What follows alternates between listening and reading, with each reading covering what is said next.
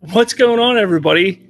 Robert from Bridging to Geekdoms here, by myself today. Yeah, I was unable to get anyone to actually come and join me on the show today, unfortunately. That's all right. I'm talking to you, John. But how is it going? I hope everybody's having a good weekend, or had a good weekend, had a good week. But today, we're going to cover a few different things. I'm going to talk about some news that came out over the past week, but mostly we're going to talk about the anticipation and the excitement for what's coming at DC FanDome, and the big question if we're going to get David Ayer's Suicide Squad revealed to be coming out at DC FanDome. So, how's it going, everyone? I hope you all jump in the comment section and say what's up, ask some questions. I will get to them throughout the show. But yeah, how's it going? All right, so we'll just jump into it real quick. Spoilerverse.com. Make sure you go to spoilerverse.com. That's where you're going to find all of the great stuff from Bridging to Geekdoms, as well as other podcasts such as Spoiler Country, Narrative Gunslingers, Misery Point Radio, Polygon Warriors, and Shooting the Sith podcast. So all that's going to be found, plus more, at spoilerverse.com. So make sure you check that place out, because it is quite awesome to go there and check out. Yeah. All right. Yeah, I really wish I had more than me today. I do, but we'll get through it. We will get through it. I promise. I promise we will get through this all pretty well. So I'm kind of going to jump over to some things here. I'm going to just start with the news that's come out. So, rumors. The first thing we're going to touch on is the Xbox One X, or not the One X. I'm sorry, the Series X. I should probably pay attention to what I'm doing. Series X. There we go. There we go. The Xbox Series X price is rumored to be $599. That's kind of popped up through the internet here. I know that the release date is going to be November. Some people are saying November 6th. Right now, I'm seeing that November 6th, around $599 price point for the Xbox Series X, which would probably put it around the same price point as the PlayStation 5. People were kind of upset because there was rumors it was only going to be $400 or $500. It still could be. I mean, this is just kind of what's being talked about across the internet. I don't have any insight. This is kind of, we're getting closer to the launch and the release of this system, so I kind of wanted to bring it up and let people know, hey, maybe you want to plan for $600. If it's less, awesome. If it's that price, well, then you saved up your money and have the money for it. So there you go. Going to jump to the next thing. Jensen Ackles, I don't know how you say his name, but the dude from Supernatural, he's going to be joining The Boys season 3 as Soldier Boy. Now, I want to take a look at this because I think it's really interesting how this is all playing out. Because if you really think about it, you take a look at what The Boys has done. I mean, you have Homelander, who is basically the Superman. You know, you have your Aquaman, you have your Wonder Woman, you have the different types of people in the show that kind of correlate to other DC, or not DC, but comic book characters. This one here, Soldier Boy, if you don't know, Soldier Boy was a World War II hero and became the first super celebrity and a mainstay of American culture for decades. That's according to the lore of The Boys. What does that sound like? It sounds like Captain America. We're going to have a Captain America type of portrayal in The Boys now, which is really cool. But it's Jensen Ackles. I think I said Jansen Ackles. But Jensen Ackles, I mean, he was at one point in time rumored to be up for Captain America before it was given to Chris Evans. So it's kind of interesting and a little poetic, if you might say, for that to happen, for him to take on this role here. So I think that's pretty cool. I don't know about you. I think it's pretty cool. And yeah, I mean, I'd love to have somebody to talk to here, but I don't have it. So moving on, according to Alex Ferns, now he's the guy who is actually playing a new character in the upcoming Christopher Reeve's Batman movie. He's actually going to be playing a character called Commissioner Pete Savage or Savage. It's going to be Jim Gordon's boss, which is, again, a newly created character for the movie in the Batman.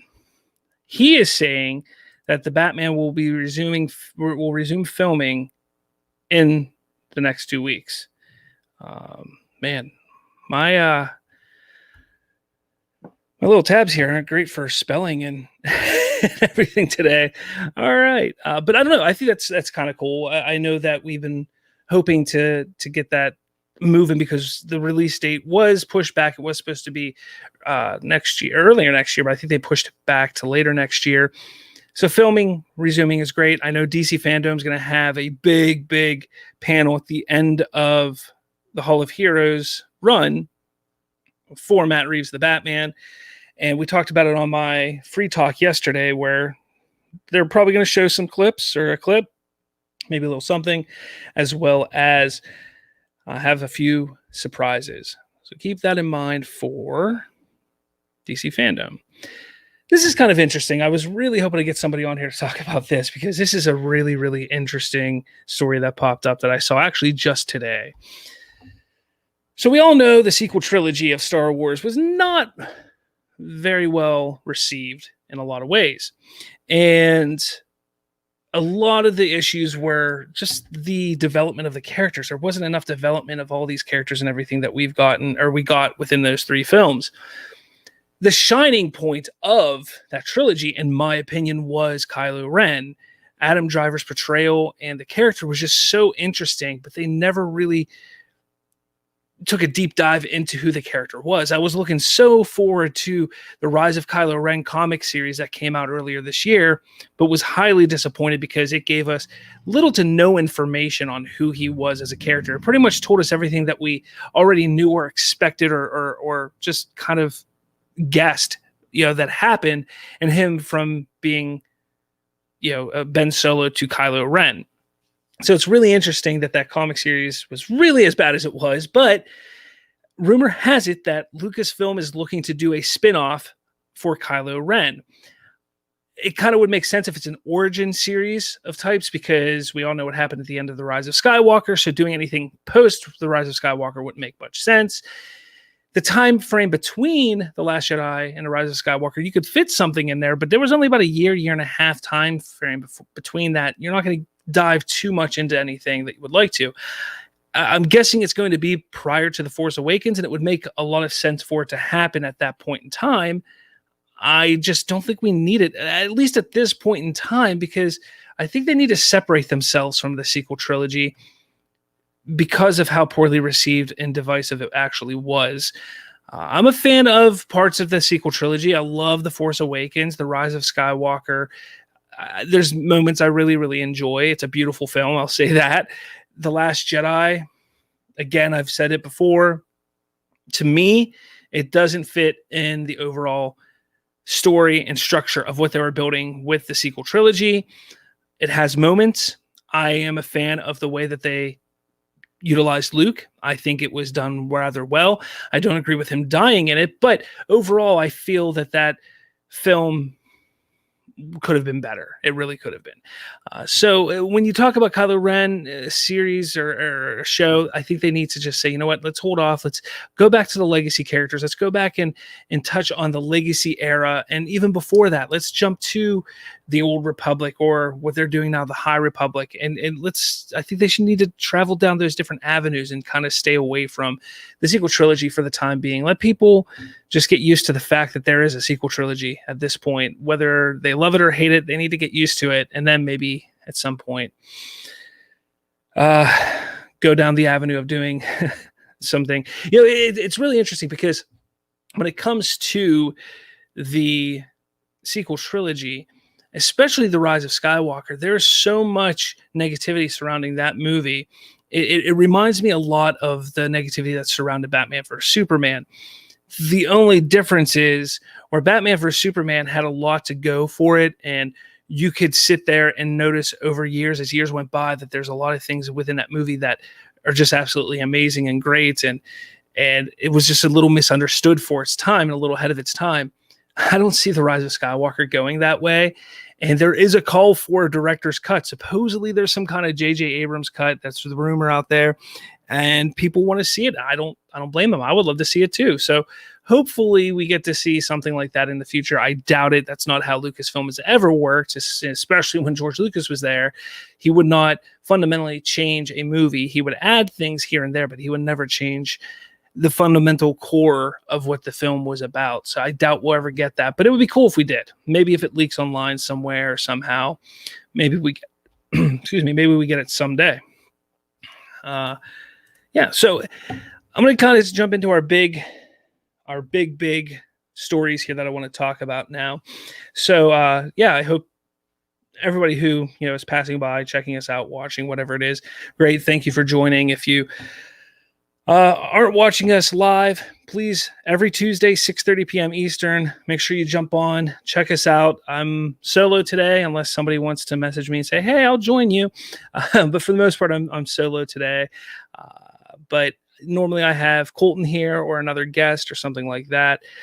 But I'm going to kind of build up to, we're going to speculate on what's going to happen in the FanDome this weekend.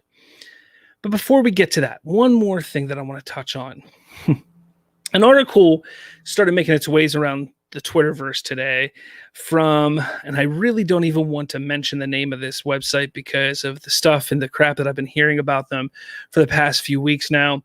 But I really need to point out the name because I really want people to understand that this is not a site that you should be going to, because I feel that there's a lot of negativity that comes from this site more than any good. Yeah, it has some interesting articles, interesting blogs and stories, but not enough that I can condone a lot of the actions that they've done in the past few weeks and few months. But an article dropped today on their website, and it kind of just shows one of the reasons why I don't like the site as much as I used to. I used to go to the site all the time, but anymore, I don't like utilizing the site because of what I've heard and learned over the past few weeks and months. So I'm just going to throw this up. Screen Rant's continued disdain for the DCEU. Now, you're probably asking, like, what the heck are you talking about? Their continued disdain for the DCEU? What does that even mean? Well, that's interesting because over the course of the last few years, really, they've had article after article after article after article that comes out that is very negative towards what Zack Snyder was building in the grand scheme of things with the DCEU, whether it's Man of Steel, Batman vs. Superman, Justice League, and the other movies as well within the DCEU. I get that a lot of these articles and blogs on that are opinion pieces by those who are writing at Screen Rant. I get that. I'm not saying that it's Screen Rant that is writing these pieces. I just feel that they need to have some counterbalance. Even I on Spoilerverse, I know lately I've been doing a lot of talk about the DCEU and the DC properties, but I do try and get as much information out there when it comes to Marvel properties and other things as well when it's out. If there's no other news out, I'm not going to be able to talk about it. And I try to not stay too negative. I will stay more positive in almost everything that I write, unless it's something that is completely ridiculous. But Screen Rant kind of takes it the other way. I see more negative articles and blogs come from there than any positive, especially when it comes to the DCEU. Now, today an article came out, and I really don't want people to go there and click on it. I don't even want to click on it again. I clicked on it once. It's enough. I don't want to give them any more clicks for this. But the article basically states that Stargirl starts their DC universe better than the DCEU started their universe. Now, the whole article hinges on this one idea, that Stargirl focuses on character-driven story as opposed to world building. That's what the whole article is.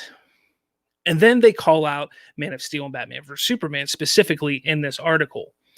Now, let's take a step back real quick and notice and realize that Stargirl is a huge Jeff Johns production. I mean, it was created, developed, pushed, everything when it comes to Jeff Johns. That is Jeff Johns' creation. He created Stargirl. That is his baby. And we know the difficulties between Jeff Johns and what happened with Zack Snyder on Justice League and things that happened prior to that. So there's kind of two camps out there in the social media world. You have the pro Jeff Johns, you have the pro Zack Snyder. Now the pro Zack Snyder fans, the fans that are all about Zack and what he's done and feel bad for what Jeff Johns did to them, has really built up over the years. It really has. There's, I think, a bigger following when it comes to Zack Snyder than there is to Jeff Johns right now. However, there are still the loyalists to Jeff Johns. And don't get me wrong, I don't have anything against what he did prior to the whole debacle at DC Films and DC with the DCU and everything. I think he did a great job with his comic runs and creating the New 52, the Rebirth, his Green Lantern stuff. It's all excellent. I can't take that away from him. He did a hell of a job with that stuff. But when it comes to the film side of things, from what we're hearing and what we've read and what we've been told, he was not the man for that job. And it's a real shame that he pulled some of the stunts that he did while taking up the head or the lead there. So, you have to sit back and think, all right, so Screen Rant right now is writing this article praising this Jeff Johns show, basically stating that it is better than anything Zack Snyder created when it comes to the DCEU. What it fails to mention in this article is that Jeff Johns spearheaded a large portion of what came in the DCEU. When it comes to Man of Steel, that wasn't Jeff Johns. Batman vs Superman, he had some input on it, but after that, when it comes to Wonder Woman, he had a large input on that. Suicide Squad, Shazam, Aquaman, Justice League. Birds of Prey. I mean, he was involved heavily with those films. So you can't sit there and read this article and not think and say, hey, this is a knock on what Zack Snyder was and is creating when it comes to the DCEU. Now, it goes on and also says, the Snyder's DCU films were not only more focused on world building, but the action in the moment rather than the motivations for the character. Did they watch Man of Steel or Batman vs Superman? I mean, that is just fundamentally untrue about what Zack built with those two movies. It is absolutely hilarious that they would sit there and say that those two films, Snyder's films, were more concerned about action and the moment of action rather than the motivations of the characters to perform and for those action sequences to happen. I mean, the whole reason that Batman vs Superman was a thing is because of the motivations behind Bruce Wayne and his fear of Superman. The whole reason that Lex did anything was because of how much he hated the idea of Superman being praised as a god. Like, get the hell out of here, Screen Rant. Like, come on. Did you not watch these movies? Their actions, what they did in those movies, had everything to do with their characters and their character development. It is absolutely baffling to me that somebody that I don't even know if they have an editor over at Screen Rant, but if they do, if there was an editor who sat there and read that article before it posted, how they could sit there and say, yeah, man, you're right on. Good job. There's no way that they watched either of those films and said, yeah, man, there's no characterization. There's no motive for these characters to do any of these action sequences or for any of the actions to happen in this movie. Zod trying to destroy planet Earth. No, there's no motivation. There's no character development for him to want to do that. Batman wants to beat up Superman. Yeah, that makes sense. Who can sit there and say that unless you don't watch the movies or just don't understand them? And that's what I always get to. These are the arguments that you always get into being a Snyder fan, being a fan of those two movies with people who aren't fans, people who all they want to do is bitch and complain that, oh, Batman vs Superman was just too dark. Okay, can you elaborate? And they can't. They can't do it. It's just so aggravating to me. So aggravating. I can't. And what's up, South Cali? Call you out, man. How's it going? I don't think you missed too much. I mean, I've been going for 20 minutes now, but I don't think you missed too much. Just kind of talking about this whole thing that Screen Rant article about Stargirl starting their DC universe better than the DCEU. I'm not going to say the DCEU is perfect. I'm not going to say that at all. There's a lot of issues that whole continuity had. But the fact that they focused on world building and not character driven stories is completely ridiculous, false, and just I sat there all day today considering for my website spoilerverse.com, jumping on and writing a counter article, but then I would have to link to the Screen Rant article, which would cause people to go there and click that link and go to their site, and that article would get clicks, and I just don't want it. And I probably shouldn't be talking about it here because I don't, but I need people to understand that what they're talking about, what they put in that article is just fundamentally untrue. I haven't watched Stargirl. I'm sure it's a good show. I've heard a lot of good things about it. I'm not saying that they didn't build a good universe within that show. I'm not going to say that because I haven't watched it. But the fact that you're going to sit there and say that the DCEU failed because they're not character-driven stories and they just focus on world building, I can't let you just do that, because yes, they focused on world building, but they're very, very much character-driven stories, especially Man of Steel. That whole movie is the story of Clark Kent becoming Superman. That's what the whole movie is, and it's very character-driven. You take a look at Batman vs Superman, the motivation, the fear, the desire of Lex and Batman and the world. And I can say this: Wonder Woman jumping into Batman vs Superman, there's no character development there. There was nothing like, hey, this is who she is. But there was a reason for that. They were adding a little bit of mystery to a character, but also creating a very strong female character for the film and for the universe in that moment, which to this day is one of the best entrances for any superhero in any superhero film ever. And you can't deny that. It's just fact. True.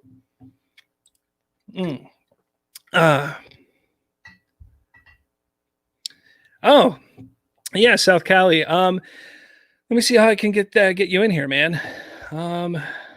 Let's see if I can do that real quick. I have no problem you joining the stream, man. Let's see here. I don't know, guys. If you're watching, definitely hit me up with some questions. If you have any, anything that you want to talk about specifically. Once I get South Cali on here, I am going to jump on and start talking about DC FanDome. Hey, South Cali, I sent you a message on Twitter, so check it out. That should let you in, hopefully. I haven't really ever brought anybody on while doing the show. So, yeah, and I'm going to pull this up before he gets on here. He says, I've heard mostly good things about Stargirl. Haven't seen or watched it yet, but I'll eventually take a look at it. I'm with you. I'm going to eventually give it a shot. There's just been so much going on right now in the grand scheme of things in life and the world and everything like that. And my fiance and I mean, we just had a baby a couple months ago. So jumping on to brand new shows right now isn't something that I can do. I'm having trouble sticking with the shows that I've been attached to for a while. I'm looking forward to The Boys, definitely. But Stargirl is definitely one on my list that I will hit up soon. But again, I just want people to realize, don't go reading the Screen Rant article thinking, yeah, what he said or what they say, and that is 100% true, because it's not. It's not true in the slightest. Not at all. So let's see if he gets on here. I don't want to start that stuff until he gets on there. What else kind of happened in the world this weekend? Here, let's do this. Yeah, great job, me. Dead air, because that is what creates good content. So there's kind of the headline there for the Stargirl thing. Stargirl starts a DC universe better than the DCEU, and that's kind of what I said. I didn't want to click on it. I talked about it. Here's the rumor, courtesy of Shooting the Sith podcast. It's my other podcast. Actually, that's what I'll do. let's talk about that real quick. Shooting a Sith podcast. I'm going to be bringing Shooting a Sith podcast back. I started a YouTube channel with it, so definitely find it. Just search Shooting a Sith. Follow them. It's going to be a monthly podcast for the time being. It's going to be on YouTube as well as Spotify and Apple Podcasts, Google Podcasts, stuff like that. It'll be a monthly show. I'm going to try and get guests every single show, so I have somebody to sit there and talk to about what's going on in the Star Wars world. And we got some big things coming out. The High Republic's going to be coming out soon, so we're going to talk about that, as well as some other things, with the Mandalorian Season 2 coming soon and everything. So definitely keep an eye out for all that kind of stuff, because it should be exciting times when it comes to Star Wars. Now that we're past the sequel trilogy, what are we going to get moving forward? And that's what Shooting Sith is going to be all about. It's going to be spoiler versus premiere Star Wars show. Zack Snyder's getting ready and counting down to FanDome. And he's been posting things the last few days, getting ready, building up to it. So that's exciting. Let's see here. Yeah, I mean, it's been a good bit. Oh, shout out to my boy over at Lightcast, Matthew. He has been doing the Lord's work over there, talking to some amazing people, especially those who are attached to the Snyderverse, DCEU in some form or fashion. Yesterday, actually, may have been today, his new video dropped where he talked with Christina Wren, who played Carol Ferris in Man of Steel and Batman vs. Superman. She is an amazing, amazing person. She talks, about her previous movies, her directing, everything like that. So it was a great, great, great show. So jump over to Lightcast on YouTube, find them, listen to that episode. It's good to go. I'm going to add South Cali here. I think you can hear me. Maybe. Not sure. Yeah. All right. I'm going to add him to the stream here. So there we go. Hey folks, how's it going? Thank you for having me. It's a pleasure to be on here, man. Appreciate it. Not a problem. Hey, you're watching all the time, and that's what I want to do. I want to bring fans on. I want to bring people on who are watching and everything. So absolutely, thank you for joining. Absolutely. Yeah. No, it's actually perfect timing. I know you're a huge DC fan, so yeah. I kind of want to build up the hype for DC FanDome. I mean, it's coming in 4 days, and yeah, it is. I mean, I don't know if we have to necessarily do it. I mean, Zach is doing it every single day, day for us. He really is, and I love it. But yeah. Today's going to be kind of a speculation of DC FanDome. We're going to just speculate on a couple things that are going to be coming, surprise guests, surprise announcements, and anything like that. But before we do that, real quick, we're going to jump into the dome, and I want to talk about something very interesting here. Yeah. Are the panels long enough, do you think? And I'm going to ask you that right now. Personally, they are a little short to me, considering, the length of Comic-Con or those panels. I don't know if they have some form of plan, set, every panel will lead into the next panel, kind of to get you hype kind of thing. That's why they're so short. Mm-hmm.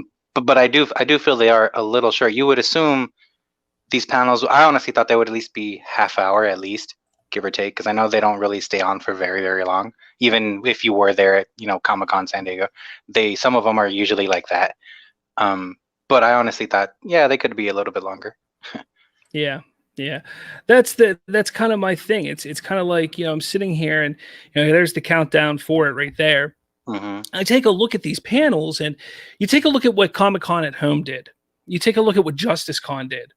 Mm-hmm. Both of them, they did legitimate panels for these projects and for these people and for these people that are involved with what they're doing. And it's shocking that with the type of fan base right now that they have with DC, that they are going to just do 10-minute panels, 30 minutes for the Batman panel at the end. That's the longest panel. Yeah. That they have. You jump and take a look at the beginning. We'll just look at Wonder Woman real quick, which is going to be coming out here hopefully within the next few months. Yeah, I mean, we should have seen that a few months back already, but yeah. But 25 minutes, that's it. A 25-minute panel. It's disappointing to me because DC has so much to offer, and I think Their desire to keep this to a 24-hour event is what is hurting them here. I think if they would have said, hey, it's Saturday and Sunday, we could have gotten longer panels. I mean, where's a big one? I mean, they are giving us a lot of content, so I'm not knocking them for that. But it does seem a little like that, like somewhat of a disappointment in the sense where they are very short panels, and you would assume, it being DC, you know, clearly that they would want to spend more time because this is going to be very much so like an interactive event, or at least according to them.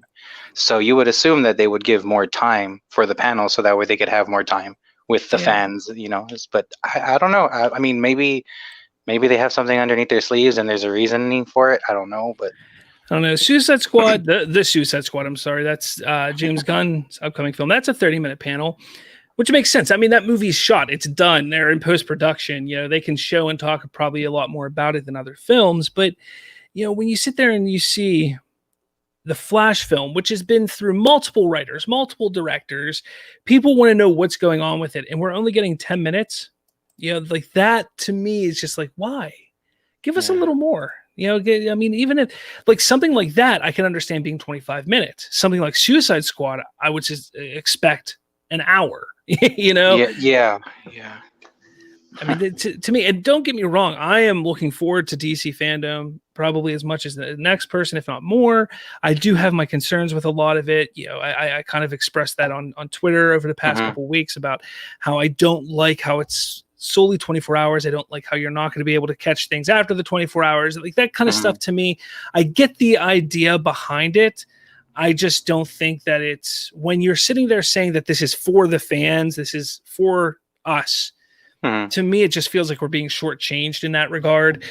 Yeah, great. Thank you for doing it. But I think that they could have gone a little bit further with it. I really do. But again, you're right.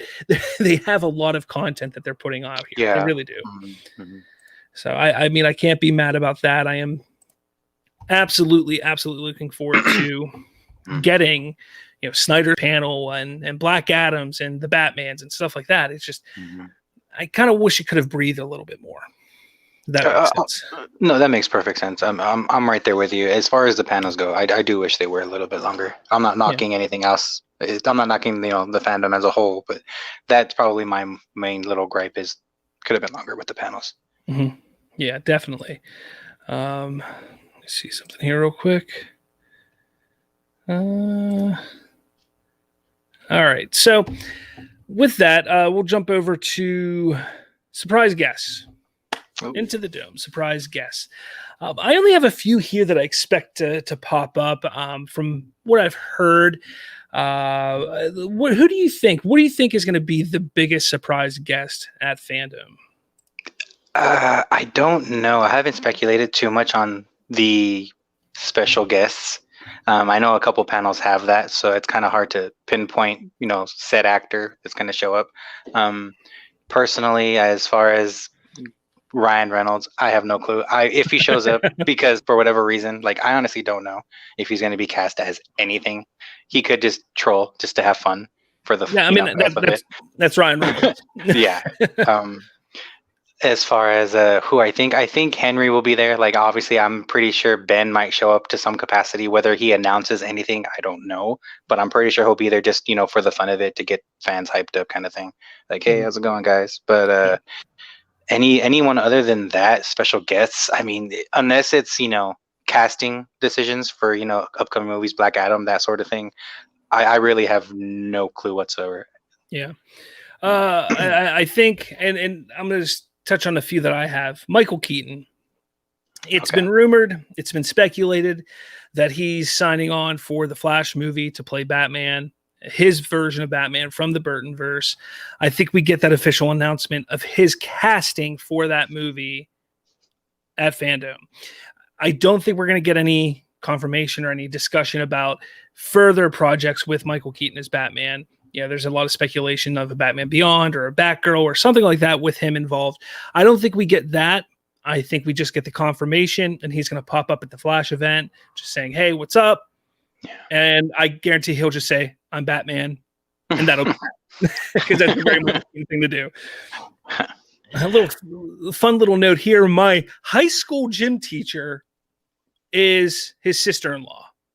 Oh wow! There you go. That's awesome. He actually graduated from the high school my brother graduated from. We moved at one point, and the high school my brother graduated at is where he graduated. So it's kind of interesting. There's a little connection. He grew up in my hometown, stuff like that. So I'm always a big fan of Michael Keaton. So whenever he pops up, I'm happy. Yeah. I mean, he's awesome. When he had his comeback earlier in the 2000s, I think he was just doing like little movies here and there, like cameo kind of things. But I was laughing. I was like, why are we not getting more of this man in film? Like, it's ridiculous. Like, how is this not happening? He kind of quieted down for a while in the mid to late 90s. And then probably about the mid 2000s, he started making a comeback, little roles here and there. He built up to Birdman. Yeah. Definitely an underrated actor, in my opinion. Agreed. Yeah. I do expect the entire Justice League to show up. Yeah. I think, Momoa, Fisher, which we kind of got a hint at Fisher showing up today by Zack Snyder. He posted that little picture of Victor Stone at the football game from Justice League, and he goes, "Stone in the dome." So, but I expect him. Gal will be involved, I'm sure. Ben, Henry, they'll be there. I have no doubt in my mind that they're going to be there. I've said this before. I said this yesterday. I'm going to keep saying it. This event, when it comes to Zack Snyder's Justice League, is not about Zack Snyder and about his victory anymore. He did that at JusticeCon. This is now about the cast and their victory and finally getting to show what they all worked so hard to show the fans. Right. So I think he's going to let that play out. I think he's going to be like, here's the league, and they're going to discuss a little bit of what they're excited for and, their happiness for coming back and being able to show this movie. And I'll get to what the announcements will be in a bit, but I think that's what we're going to see at the Justice League panel. And I know you mentioned Ryan Reynolds, and I mentioned that yesterday. I think he's going to pop up. I've been sitting here trying to figure out, like, okay, when is he going to pop up? When could he pop up? Right. And I think he's going to pop up twice. Okay. He's going to pop up during the Justice League panel, and he'll pop up during the Black Adam panel. And I think, he'll come up with some funny thing. He'll just pop in and pop out real quick. Yeah. Because he's not anything, people. He's not Green Lantern. Maybe he's going to be Hawkman. I doubt it. But, I see him popping up because that's the kind of person he is. He's friends with Zach. He's friends with Dwayne Johnson. They'd be totally on board. Now, granted, if these were pre-recorded, because this is all pre-recorded, if these were pre-recorded a month ago, then I don't see him popping up. But I think they were pre-recorded only about a week or so ago. So I could see him pop, because that was right around the time when everything was going on, the Culture Nerd article dropped and everything like that. So I think it's perfect time that, they're like, hey, why don't you just jump in and have a little fun? I can see it happening. It's definitely possible. Yeah. Don't hold me to it. I just think it could happen. I really do. Yeah, it's very possible. I mean, there are so many people saying so many different things at this point. I mean, it's a possibility every single one of them could come true, and it's a possibility none of them could come true. But it's fun to speculate. It is, yeah. I mean, that's what podcasting and going on social media is all about. It's about speculating, unless you're a scooper. Clearly, I'm not a scooper. It's funny because I sit here and I talk about all the time, like, I would like to test out the waters of being a scooper. It's not because I want to be that person that like spoils it for everybody. I have this thing where I want to know stuff that other people don't. And I wouldn't tell anybody. I'm like, I know something you don't know. Like, that's how it would be, because that's how I am. But then I sit back and I'm like, you know what? I don't want to deal with the hassle. You see what's going on with the Culture Nerd. You see what's going on over there. It's kind of like, if I was getting paid to be a scooper for a website, sure, I'd deal with the hassle maybe, but it's really not worth it. And the people that I talk to now, I have some contacts and some people I talk to who it's kind of like a fifth degree of a contact of somebody who actually knows somebody or knows something. I mean, do I wish I heard more or learned more from these people sometimes? Yeah, because they're a little shady with me. They're like, well, there's this going on, but I can't tell you anymore. And I'm like, just give me more. But I'm kind of okay with it. Like, I know enough. And if they say don't say anything, I won't say it, because I'm not going to. But if they say, hey, man, it's free game, then I'll say it, whatever. But I don't think I could ever really get into the scoop game, at least not at this point in my podcast. I mean, I've been podcasting for 3 years. I haven't done it yet. Why do it now? That's the way I look at it. So, some surprise announcements. This is kind of why I talked about a little bit ago. That's why I talked about the length of these panels. 10 minutes, 15 minutes. They're not very long. And to talk about a movie and then say, oh, and then we have this. I don't think we're going to get announcements during the panels. But we only have 2 spots on the schedule that they could potentially put surprise announcements. You have, where's it at? Missing it. There it is, the surprise DC panel. That's 5 o'clock Eastern time. It's 20 minutes. Now, in my opinion, it says DC Comics panel. Yeah. That's going to be comic related. And the comic I think that they're going to talk about, and not just the comic, I think it's going to be the next big crossover event or big event that they do, which is called Endless Winter. That's kind of what's rumored. Now, they did announce that already, but all they announced was that it was called Endless Winter, and it's the follow-up to Dark Knight's death metal series this past summer. Yeah. I kind of feel that makes sense. Right. Because it's something that we haven't gotten much information on yet. Okay. So for that specific surprise panel, I think it's going to be that. Or maybe it's something bigger. I don't know. Yeah. I really don't know. And you have to wonder because of all the layoffs that just happened over there. Yeah, again, it's hard to determine for sure. Yeah, exactly. Yeah. Now, the next one after that comes just, an hour and 5 minutes after the Snyder Cut Justice League panel. It says to be announced. That's it. Yeah. To be announced. Yep.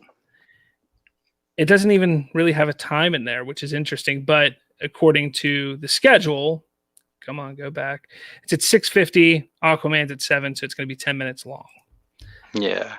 What do you think? Tell me your thoughts on this specific panel. This one I've been contemplating myself. There are so many things I would like for it to be as opposed to what it may actually be. What I would like for it to be is Justice League 2 or possible Ayer cut Suicide Squad. I know more than likely it's not going to be those. But as far as what I think it might actually be, there's been a lot of speculation on that. I don't know. People say Joker 2.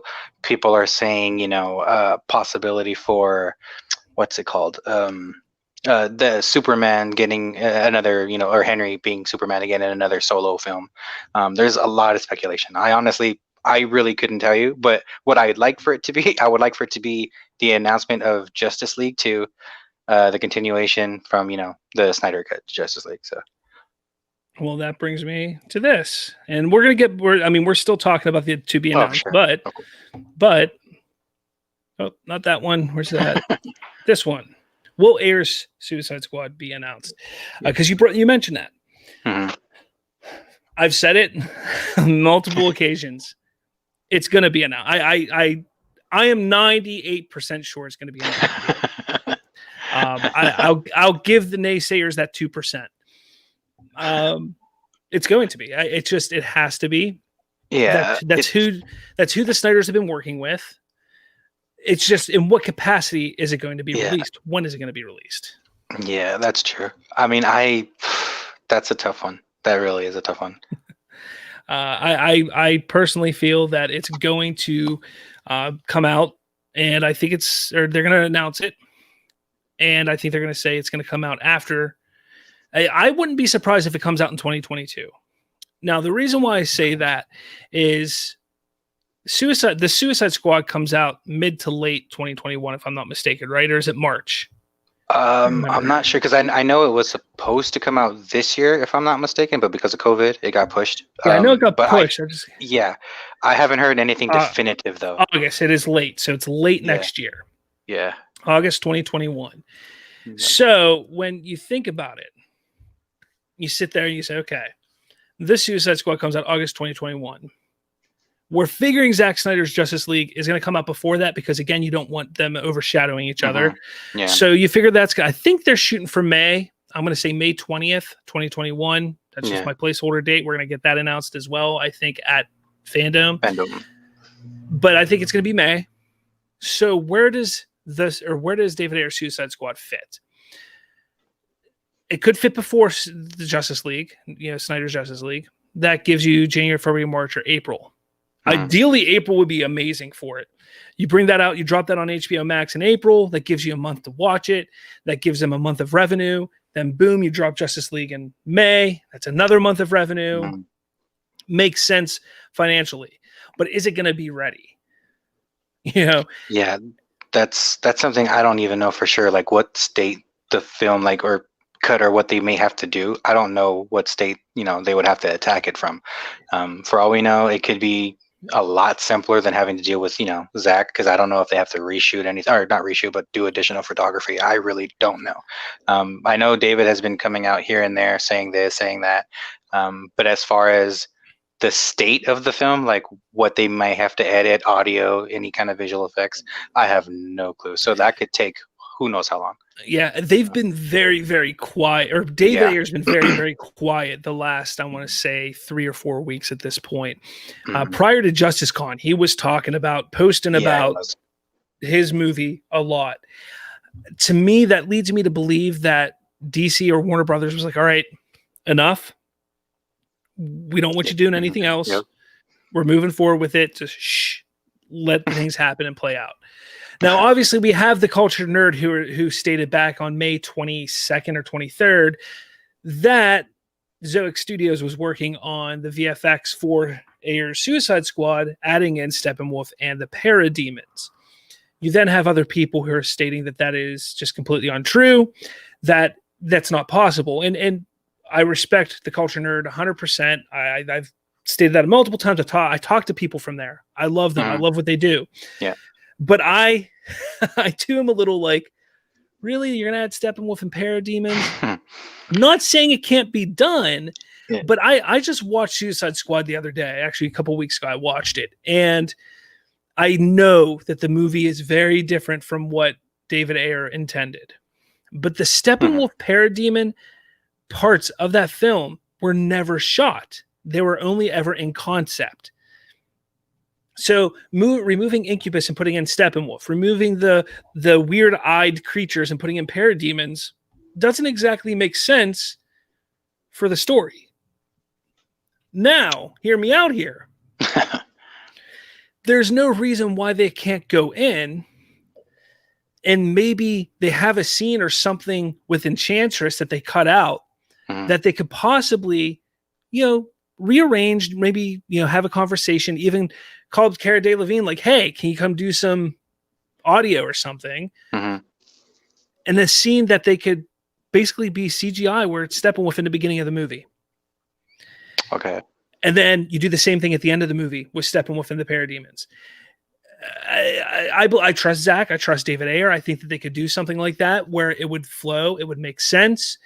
But again, we don't know what David Ayer's Suicide Squad is. We're sitting here discussing and talking about what we've seen in theaters and what is out on video now, when that is a drastically different movie than what even David Ayer edited and cut together. So we have to sit there and realize, okay, there could be a lot of stuff that it could help make sense to add Steppenwolf in some form or fashion. They could keep Incubus. They can keep that whole storyline. Maybe there's a way that they can fit the Steppenwolf stuff within all of that as well. So I think that's logical to think. And their announce of a release date, I think, will be telling of what kind of work and what kind of stuff that they had to do or have to do to that movie for it to get out. If they say it's coming out before Zack Snyder's Justice League, I'm going to comfortably sit there and say, you know what? There's not much connection, or there's not going to be Steppenwolf added, if much at all, if anything at all. If they say it's going to come out after, which then you have to sit there and say, okay, if it's coming out after, it's obviously not going to come out in June, July, because you want to push Snyder's Justice League as much as possible. Maybe the end of June, beginning of July, that would be like the sweet spot. But if you get past July, then you're in August, and that's when the Suicide Squad drops. Mm-hmm. You're not going to want to put it out for at least a month or two after that, because Yeah. you want that movie to make some money in the theaters, and you don't want to overshadow it. Then you're talking about the Batman. And then you're getting close to when the Batman's coming out. So they don't want to put something out against that. I could see them saying if it's not the beginning of 2021, it's going to be early 2022 that David Ayer Suicide Squad comes out. But 98% sure, everybody, it's going to be announced. When? That's a good question. I think it would be fitting for Zach and Debbie and them to have David Ayer pop up and announce it during his panel, especially if there isn't much to talk about or show. Mm-hmm. But it could be during that here. It could be during this panel right there. Yeah, it definitely could be. You have any more thoughts on the David Ayer stuff? I don't. I mean, I don't. Like I said, I don't know what his original story may or may not have been, as far as what he really wanted to do with the cast and the characters. As far as a date, I never thought of it that way. I know that there's plenty of movies slated. I know that the Flash movie, I think, is supposed to come in 2022 as well. I think I'm not 100% sure on that. I think so. Yeah, it's 2022. So it's definitely a possibility. Like, that kind of does actually make sense. I get it. Give Zach 2021, and then basically we do the same thing for David Ayer the following year, kind of thing. Like, that kind of actually makes sense, at least right now with the movies that we have slated. That kind of it makes a little bit more sense, because you don't want to do what you just said. You don't want to take away from some other premiere that might happen that might actually turn out to be really good, but no one goes to see it because everyone's watching Ayer cut or something along those lines. So and that's tough. the thing. James Gunn did come out in support, in a way, not full support, but he has supported the idea that David Ayer get his cut of the movie released. Yeah. And I think David Ayer would have the same respect, and we want the Suicide Squad to come out. Imagine this. Even think of it this way. Maybe they talk to James Gunn and say, hey, for your reshoots, because undoubtedly there's going to be reshoots before that movie comes out. During post-production, there's always reshoots on big movies. What if they say, hey, during your reshoot time, can you film a little scene here that we can tag at the end of the Suicide or at the end of David Ayer's Suicide Squad? Yeah, exactly. Yeah, it's there's so much to speculate. Exactly. Exactly. There's so much that can be done now, because when you're returning to an older film, and now you have. Hindsight's always 20/20. So now you have some hindsight. You know what's happened. You know what's coming. So you could kind of finagle and twist it a little bit and make it fit so much better with what's going on in the DCEU. I think that would be brilliant. And giving them some extra time to really sit there and plan out the perfect way to edit this, to release it, I think would be brilliant. And maybe they film some additional stuff while Zach does his additional photography. Who knows? Yeah, there is a lot to speculate. I mean, I would love for everything just to go according to plan, theorized plan. That way, I mean, at this point, personally, DC is going for broke. Like, literally, they're just going to be, okay, we're going to give you this, we're going to give you that. Hope you like it. If you don't, apologize, but we're still going to, at this point, they don't care. They're giving us so much different things that are just literally, multiverses, they want to call it, whatever they want to refer to it as. But there is so much to speculate. And who knows, basically they could be setting it up so that way Flash, the Flash movie is the thing that ends up making everything make sense. Who knows? I have no clue what's going to happen. But it is fun to speculate. Yeah. Yeah, you're not wrong. I mean, it's definitely going to be interesting with David Ayer's Suicide Squad, because that, I think, everybody's so excited about Zack Snyder's Justice League. I don't think they're ready for his Suicide Squad. I don't think they are. I think it's going to be something really special. I do. I hope. I hope it is, because I don't. I mean, even the first Suicide Squad, I mean, with David Ayers, I mean, there were shades of greatness within that film. It sucks it turned out the way that it did, but there were some great moments in that film. I'm pretty sure, the Suicide Squad, James Gunn, I'm pretty sure it'll have great moments too. There are a lot of characters that I've never heard of you know, because they go that far. He went like back into like the basement to get some of these characters. Yeah. So, I mean, he could literally just blow us away because a lot of these characters we've never even heard of. So who knows what he might do with them? Yeah. But, Oh, I mean, I'm looking forward to just finding out who the hell Idris Elba's playing. I mean, I know it's pretty much, I mean, it's unofficially been, you know, stated that he's playing Bronze Tiger, but yeah. there's also that rumor of him playing Vigilante, and I would love that. I would love to see a Vigilante on screen. And he would be perfect for it, but that would be great. If he's Bronze Tiger, I'm cool with that too. I can't complain. I just give me Idris Elba. Like I've said,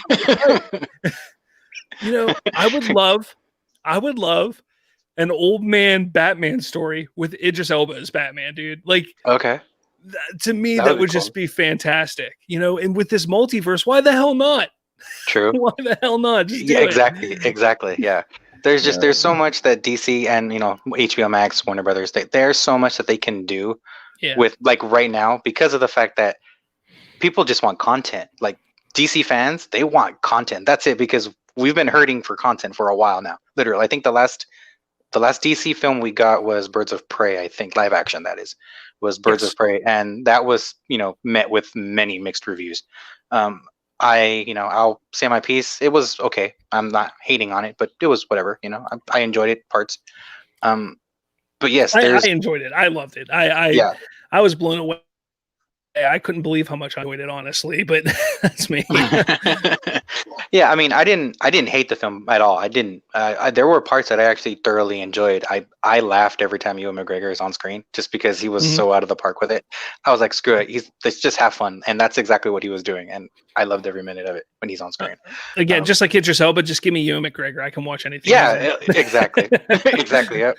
So I mean.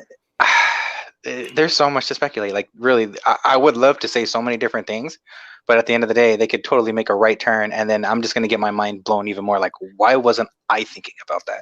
Yeah, I mean, you're not wrong. I mean, you know, you're sitting there saying, like, we haven't, being DC film fans, we haven't had anything to really get excited about since 2016. And I say that because it was in 2016 when He Who Shall Not Be Named walked out on stage with Kevin Smith during a CW show and said, these are all the movies that are coming out. You know, Green Lantern Corps, Cyborg, Suicide Squad, Wonder Woman, Aquaman, you know, and they just ran them off, and we were The Flash. We were all excited, like, holy crap, look at everything we're getting. And then it didn't happen. Didn't happen. Yeah, it's tough. I mean, the excitement I'm feeling right now very much mirrors how I felt back in 2015 leading up to 2016 for BVS. Like, I haven't felt excitement like this since then, because I personally, it was just, I liked what Zach was doing. I understand it wasn't for everybody. I understand everyone has their opinions, but for me, I liked what he was doing. I personally did. And I guess you can say I am a little biased because I was kind of sort of not really a part of the filming for BVS. I was in the scene for the Metropolis versus Gotham, the college scene. I was there in the crowd. So am I a little bit biased? Maybe a little. But I genuinely did like what Zach was doing. He was very much so making these characters very serious. He wasn't trying to emulate or copy Marvel at all. He was giving us very much so something none of us have ever seen. And that's the truth. None of us were expecting and knew what BVS was going to be about. Like, it was literally mind blowing. Whether you hate it or like it or not, you know, that's a film you've never seen before, or one like a superhero film like it, other than maybe Watchmen. But that was literally, I've never seen a Batman or a Superman movie to this caliber. Whether you hate it or not, that's fine. But it's the film itself.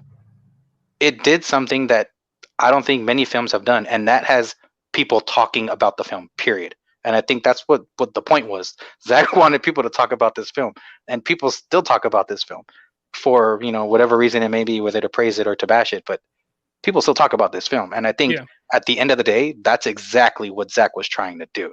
Yeah. No, you're exactly right. You know, I tell people this all the time that I talk to. I was not a fan of Batman vs Superman when I saw it in theaters.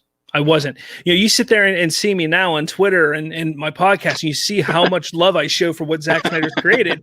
It's hard to believe that there was a point in time where I despised Batman. I walked out of that theater so disappointed in life. Like I was sitting there and the movie ended and there was a guy sitting next to me and he stand up and started clapping. That's how happy and excited he was about that movie. And I looked at him, I said, what? Like, really? And my best friend who was with me, he fell asleep while watching it in theater. And we left and we walked out of the theater and we stepped outside. My buddy lit up a cigarette and we just went, what the hell? Like we couldn't understand why they went that way with it. I didn't go back and see it again, which is rare for me when it comes to comic book movies. I watch them, especially ones that are huge. I see them a few times in theaters, and I didn't go see it again. I then went and saw Captain America: Civil War. Came out, I was like, "Oh my god, that movie was amazing!" Come July, when they released the Ultimate Edition of Batman vs Superman, I sat down. I said, "Okay, I'm going to give it another shot. These extra 30 minutes, let's see." And I watched it. I worked until 11 p.m. I bought it. I got home that night. I stayed up until 2:30, 3 at night, 3 in the morning, watching it. And I went, I get it now. I understand it. Like I get what it's about. And that's what it took. Like I had to sit down and truly just like watch it and take it in. And was it because the extended edition, rearranged scenes and there was more to it? Maybe. But I mean, from that point on, then I was like, I can't get enough. And I had to keep watching it, learn more, see the poetic, beauty behind it between that and Man of Steel and all the religious symbolism and all the, like, that's what happened for me. And then I sit there and I go, okay, Zach, I know what you were going for. I understand what you're doing. I understand the story arc you're creating. I love it. I like it. I want more of it. Yeah. And then we got screwed with Justice League. Yeah. That was my main gripe, was the fact that when Zach was doing, Man of Steel and BVS, I was very much so on board. If this was going to be our DC universe in a sense, I was all for it. I get people may not be happy with what they're seeing, but I was just all for it. I'm a DC guy. So if this is what you're going to, if this is what DC and Warner Brothers was going to give us, you have my money. Even if it sucked, you have my money because I'm going to go see it. So yeah. And that's the thing when it comes to Man of Steel, I wept in that theater, in that movie, watching that movie. I loved it that much. And from the moment I saw it in theaters till now, it is still, in my opinion, the quintessential superhero movie. It gives you everything. It's a amazing origin story. It gives you great story, a great villain, everything that you could ask for in a superhero movie, Man of Steel gives you. And to me, it's still the quintessential. It's still the best superhero movie I think there is, especially the best origin movie. Batman vs Superman took a bit to get up there for me.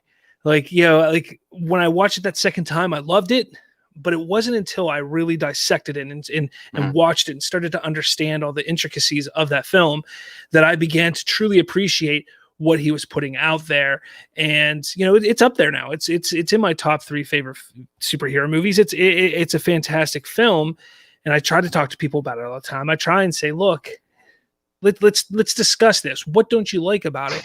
And all I ever get is that, Zack Snyder doesn't understand Superman, which is completely not true when you watch the films. I can't get how they don't understand that. But Zack, what he was building was pretty spectacular. And what I think I was looking forward to the most when it comes to what was announced and what was talked about in 2016 was Ben Affleck's Batman. Yes. And his Batman film.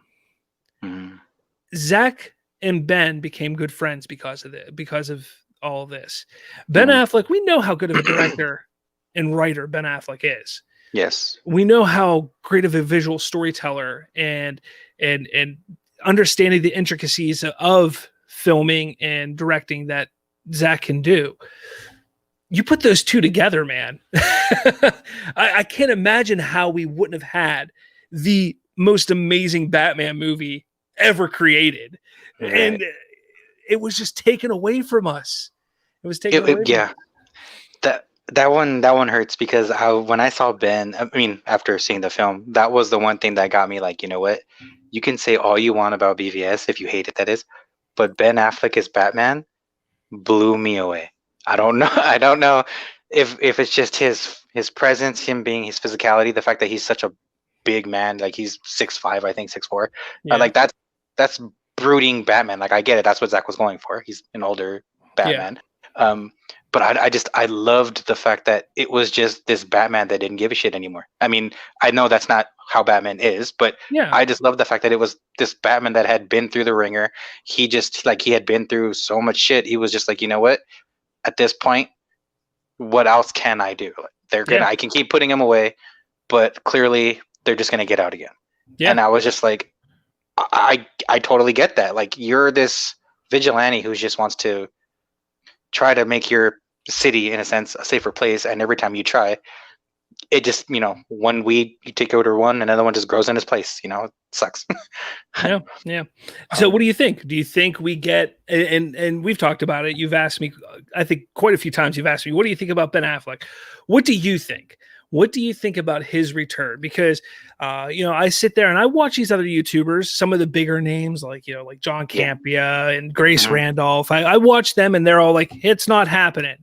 Then I sit there and I see what the Culture Nerd puts out. I talk to Seal, Seal Abdul, his podcast. Like, I talk to these people and they're like, dude, it's coming. So what do you think from what you've heard? This is my speculation. No truth to it whatsoever. But when Debbie Snyder was at Justice Con and she was talking about how we've been talking to another director very closely, for me, it wasn't David Ayer Suicide Squad. It was Ben Affleck Batman. That's what I thought. Because I know Ben was supposed to be the director and clearly the star when it was, stated, I think back in 2016 or 15, when they gave us, all the directors that were going to be filming. I honestly thought that's who Debbie was referring to. I thought it was Ben, because we all know, I mean, it sucks. I think it's Ben, but I think what they want to do, I would hope he comes back, Ben, whether he will or not, I don't know. I think what they may do is, like I said, Ben will come back to some capacity, either to film, more scenes for Zack and Justice League, but whether he does the sequel or not sequel, I'm sorry, the Batman versus Deathstroke or anything like that beyond that, I haven't the slightest clue. I would like for him just to come back. I would love for him just to be back and just be like, hey guys, I'm here, for Justice League. And if that's all it is, then great. But it's hard for me to believe that that's all it's going to be. I know he's a very busy man. you got Anna, you got Anna at home waiting. So I get it. You're a busy man. Yeah, I got you there. No, I mean, he does have to finish a movie currently with Matt Damon. Then he does have something lined up for next year that he needs to start shooting next year. Here's the thing, though.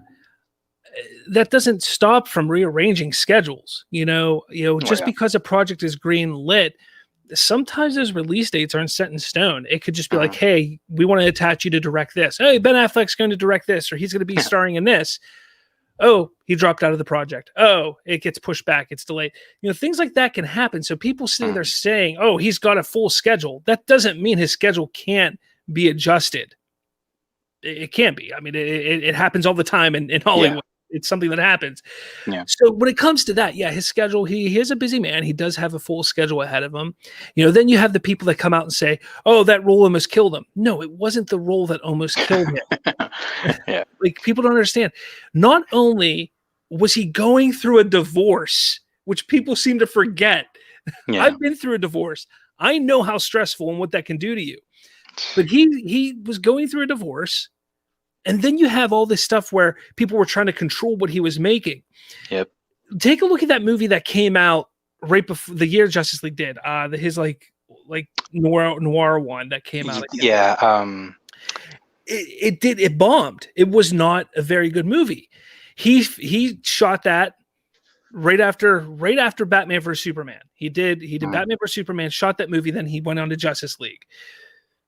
So you can tell there was something going on in his life. Like it showed through his other movie. So people sit there and say, oh, the role almost killed him. It wasn't the role. It was what was going on in his life. What was going on behind the scenes of playing that role affect it? Absolutely. But that stuff is gone now. Those distractions and those headaches are gone. Yeah. That environment is not there anymore, basically. Yeah. So him coming back, I think, is a very, very good possibility. And I truly believe that we are going to get some sort of announcement at FanDome. Not so much that, hey, we're going to get Ben Affleck's Batman movie Yeah. because, again, I don't think they want to overshadow Matt Reeves' Batman. Reeves, yep. But they are going to say Ben Affleck is back as Batman and will be back in future films or something like that. Something, yeah, that's what I was thinking. Yeah. Whether it's going to be his own films, whether he's going to show up in The Flash, he's going to show up in maybe a Superman sequel, possibly, you know, a Shazam movie. Like, he could pop up somewhere along the way. And I think that's the whole plan for what they're going to do with Affleck at FanDome. I think it's going to be, hey, he's coming back. He'll be back. We'll see where he'll fit, but he'll be back. You know, I think that's what it's going to be. Yeah. I think we're also going to get official casting for Black Adam. Okay. Yeah. I mean, that's due to start filming. It was supposed to start filming in July. I think so, I think at this point, this filming due to COVID's probably got pushed back a few months. You figure they're going to have to release. I mean, we have Atom Smasher. Yes. And we have Black Adam. Yes. We know that the JSA is going to play some kind of role in the movie, so they have some other shoes that they have to fill to fill out the JSA. Yeah. So I think we'll get that casting. And again, I think that's only a 15-minute panel, but they don't have footage to show. So it's going to be I think it's going to be The Rock talking about how excited he is to finally get this project that he's been rooting for the last decade, you know, to move forward, to get it going. And he'll go in, by the way, and he'll be like, we have some cast to announce. And that's when Ryan Reynolds pops up like, oh, crap, I'm in the wrong place again. I can see that definitely being a possibility. But yeah, I see casting being done for Black Adam. Some possible announcements. I think that we could get an official announcement for New Gods, Ava DuVernay's upcoming New Gods film that has been pushed further into the development stratosphere with writing. You know, the writer has tweeted out, "Oh, I'm on like the third draft or something like that." So that's going on. Zatanna, you know, there's a possibility we might see a Zatanna film hopefully being announced. I wish there was more Justice League Dark information here, but there's not, which is disappointing. Green Lantern Corps. I mean, I don't want to talk about the person who's behind that, but they could announce Green Lantern Corps being pushed forward. But that was another speculation on my part. I honestly thought the whole Jeff Johns to get like on everybody's good side would be the move for him to be like, we're making another Green Lantern or something along those lines. That's what I always thought. How about a Brandon Routh Superman series or movie for HBO Max? Who doesn't? I don't know how you feel about Brandon Routh Superman, but if there was one positive from that horrendous Crisis event on CW, it was Brandon Routh sitting up as Superman again. It was fantastic. You know, it takes me back. I am and was a huge fan of Superman Returns. I get the complaints about it.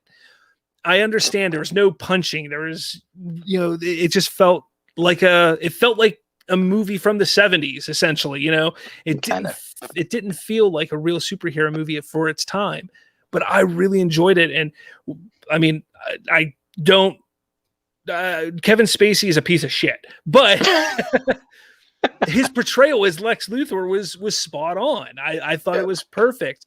Having, you know, who was it? Kate Bosworth? Kate Bosworth was Lois Lane. As Lois was horrendous. That was terrible casting. Terrible. I'm sorry. Terrible casting. James Marsden was like, hey, I'm going to follow Bryan Singer because reasons. So then he left X-Men and jumped over to Superman. And I think that was a bad idea. But it's James Marsden. I don't hate James Marsden. He served his purpose. He was basically a nobody in the movie, whatever. So, but Brandon Routh Superman was phenomenal in that movie. And then when they brought him back for the Crisis event, I sat there and was like, he is Superman. Like, how can you have him standing next to this other guy who I can't remember his name, who's Tyler Hoechlin or whatever. I can't remember his name either, but I know exactly what you're talking about. I mean, you can't. Ralph towered over him. Yeah. And his presence on screen was way more Superman than this guy. And I just sat there and was like, and you're trying to spin off of this, a Superman and Lois series with this other guy? Get out of here. Like, they should be spinning off a series with Brandon Routh. And then there's been speculation that there's a possibility that it could happen. I mean, if it does, I'm not gonna lie. I've only seen Superman Returns one time, but I do remember. Okay. I do remember Brandon Routh being actually okay as Superman. I didn't have a complaint about Brandon Routh. It was more so the story being the problem, basically. If it were to happen, whether he wants to do it or not, I got no clue. I don't know if it's one of those things where he's like, I'm done. Like, this is it. This is for me. He was pushed out of Legends of Tomorrow. Yeah. So he's put nothing on his plate right now. So why the heck not? Just bring him over to bring him over to HBO Max and give him his own show, even if it's a limited series. I think, even his suit, his Kingdom Come suit and Crisis. Crisis was the best suit that we've gotten on any CW show. Yeah, I mean, you could still tell it was TV quality. It looked good though. But it looked good. I really liked it. Yeah, I really liked it. As nerd affiliated states, he was the only good thing in the crossover, which is absolutely true. But well, I mean, unless you count the Flash scene, that was kind of cool. It was okay. I mean, I think that was the beginning of DC letting us know. The only way that I will accept and say that was a big moment for the crossover is if there's a payoff in the Flash movie. I'm honestly thinking it's gonna happen. Like, I have no doubt. That's like, I honestly think because it happened in Crisis, when we see Flashpoint, they're gonna make it seem like, oh, that's timeline how it happened and when it happened, kind of thing. Yeah. So. And then the final possible maybe announcement, Justice League 2. Like, if you really want to get, if you really, really want to get everybody in an uproar and holy crap, like DC just stole the month or the year, announced Justice League 2. Yep. The only issue I see with that, you're dating and entitling Zack Snyder's Justice League. Is Justice League 2 going to be connected to that? Or is it going to be connected to 2017's Justice League? That's where the excitement comes and goes. Yeah. And that's why I don't foresee them announcing a Justice League 2. Only because I think they want to play out Zack Snyder's stuff. See how it goes, build off of that if they want to, if they can. If not, I think they'll start brand new and fresh because, hey, it's a multiverse now. Why the hell not? Yep. And then, people have been saying, another Superman solo movie could be announced, and I don't see that happening right now. It's tough. It's a little bit confusing when you think, what you would like, and then as opposed to what's, reality. It's tough, but I mean, who knows? Literally, they could literally just be like, nope, we're doing it. And it's like, oh, well, all right then. Yeah, no, for sure. I don't know, man. I don't have anything. What else is there anything else that you specifically, because I've only really touched on the Hall of Heroes in my podcast and the YouTube show. Like, I haven't touched on the other stuff. Not saying that I'm not excited for some of the other panels and other things popping up at DC FanDome, but nothing just seems as important or as big as that. That I mean, I'm with you there. I'm not going to say I haven't looked. I've looked at all the other, the key other subcategories that you could go to other than the Hall of Heroes. There are a few things here and there. I can't register them off the top of my head right now, but as far as the Hall of Heroes, I know I'm probably going to watch that in its entirety, and then I'll probably go like nitpicking here and there what I want to watch or what I may watch along those lines. Yeah, I mean, I'm going to do the best I can to watch as much of the Hall of Heroes. I've kind of made a deal with my fiance, so from the start of FanDome until midnight that night, so that's going to give me about 11 hours. I'm pretty much. That's it for me. Yeah. So I'm going to watch a lot of it. Obviously, I'm going to have to take bathroom breaks and food breaks and stuff like that. So I'm not going to catch all of it that I would like, but I'm going to dive in and get as much as I can. I am going to have to sleep. I do plan on having a show, and I know it's not a great idea to do, but I am doing a show. It's probably going to be after the Black Adam panel, but before the special announcement, Okay. the unannounced panel, or I might wait until after that. I haven't decided. I'm going to put an official schedule up what I'm doing, because there's just like between for me, because I'm Eastern time, between Right. like 4 o'clock and like 8 o'clock, it's like you have to watch everything. And I don't know. It's like, and I do want to do a stream. I know that some of our buddies and people that we follow on Twitter, they have their own streams and panels and stuff they're going to do on their own event called Crisis on Infinite Streams. They're going to be doing something over on their side during the whole FanDome event. I just want to get in there, talk about Snyder's Justice League, maybe a couple announcements, and that's about it. Then the rest of the coverage will happen to the next, my next show next week. So, but yeah, definitely everybody keep an eye out for that. For when I'm going to do that. I don't have a huge following yet on YouTube. I get that. I do have a decent following on my podcast. I'm trying to push some people to the YouTube instead of just waiting and listening to our audio versions. That's why if you notice I'm doing those free talks, I'm trying to do those once a week. Those free talks are just YouTube exclusive shows. They're not going on my podcast. So it's just kind of a little thing that, hey, if you like listening to my podcast, jump over to YouTube, you'll get some extra content, some extra stuff. And that's kind of the idea behind that. And that's pretty much what that's going to be on Saturday during FanDome. It's just going to be a free talk about some of the stuff we heard for the day. But hey, man, thanks for coming on. No problem, man. Absolutely. I appreciate you having me on. I do. Yeah, I was sitting there all by myself, and Colton couldn't make it. He's on vacation. I tried reaching out to a couple other people, and they're like, "Yeah, we can't come on." I was like, well, I'll do the best I can. I was hoping some people would jump on and ask questions, but you jumped on. So thanks, man. Yeah. But everybody make sure, like I said earlier, go to spoilerverse.com. That is the website I do right over there. I write about, that's where you're going to find my show, Polygon Warriors, Shooting a Sith, Spoiler Country. I don't know. I know you're a big DC fan. I don't know how big you are into other stuff, but I'm telling you, check out Spoiler Country's podcast. Go back. They have over 300 shows, and they have been interviewing some of the most interesting and different type of people in the industry, whether it's comic books, film, TV, or there's DC related, there's Star Wars related, there's so much. You go through their catalog of shows, I can guarantee you'll find at least 5 that you're gonna be like, I want to check that out. So I've had the privilege. Yeah. I've had the privilege of being on the show, interviewing some of those people for them from time to time. So it's a lot of fun. Check it out. I do encourage everybody to go there. They're our flagship show, so I have to really pump them up, because without them, there wouldn't be this anymore probably. So definitely check that out. Most definitely. Yeah.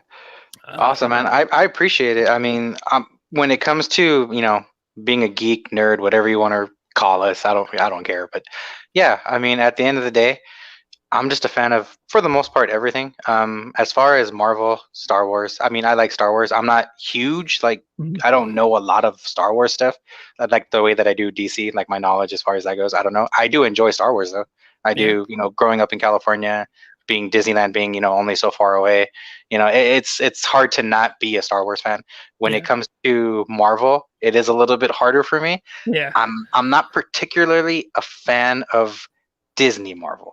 I do like a lot of the other Marvel films. Blade, huge fan. I did like the first Punisher. I know it's not the greatest, but I did like it. I loved Logan. I'm a huge fan of the X-Men, all those X-Men movies. Like, they suck, except for maybe the first one and First Class. But I'm with you on that. Yeah. Yeah. But I'll watch them. Don't get me wrong. I love to watch them. Deadpool, of course. Gotta love Deadpool. Logan. Yeah. I mean, those films. I love those films. Yeah. Well, hey, man, I that's kind of what Bridging to Geekdoms has been all about for. I mean, since the inception. Before we were even Bridging to Geekdoms, we were called the Remote Control. It was all about pop culture. We changed to Bridging to Geekdoms. I think it's a better name, anyways. But it's about Bridging to Geekdoms. It's about talking about all things in all of the geekdoms and pop culture, as well as bringing people together who bridge geekdoms in different forms or fashion. That's why you'll see some of my interviews I had over the past few months on the podcast, not the video side of things. Right. It was talking to people who do different things, where they have a love for podcasting or cosplay, and they cross it over with something else that's geeky, you know, whether it's, you know, comic books or Star Wars or something like that. That's the beauty of this show. We can do so much and talk about everything. Yeah. I've only been talking so much about DC because that's the talk of the town, and it has been since June. It's been all anybody can talk about. When Marvel news comes out, which I really believe they're going to have, Marvel is going to have to drop something within the next week or two. They're just going to have to. Yeah. You know, they can't sit around and not and allow DC to take up all the news. And is it going to be an Eternals trailer? Is it going to be a new Black Widow trailer? What could it be? They have to drop something. Yeah, I'm right now. They are very much so the sleeping giant. Like they're taking it easy. They're going to be like, okay, DC, we're going to let you play, have your fun, but just wait. Like we're hiding. We're still here. Don't think we forgot. Don't think we, you know. But yeah, I mean, right now it's the truth. Right now, the talk of the town, it's all DC right now because DC fandoms are right around the corner. So it makes sense. Yeah, but thanks for coming on, man, and hopefully we can talk about some other stuff, and you can jump on another time. I have no problem with that, man. So thanks for coming on. Thank you, man. Appreciate it. Yeah, no problem. And everybody, thanks for watching. All 2 of you that are watching right now, thank you. And I will talk to you all next week. Take care, man. See ya. See ya.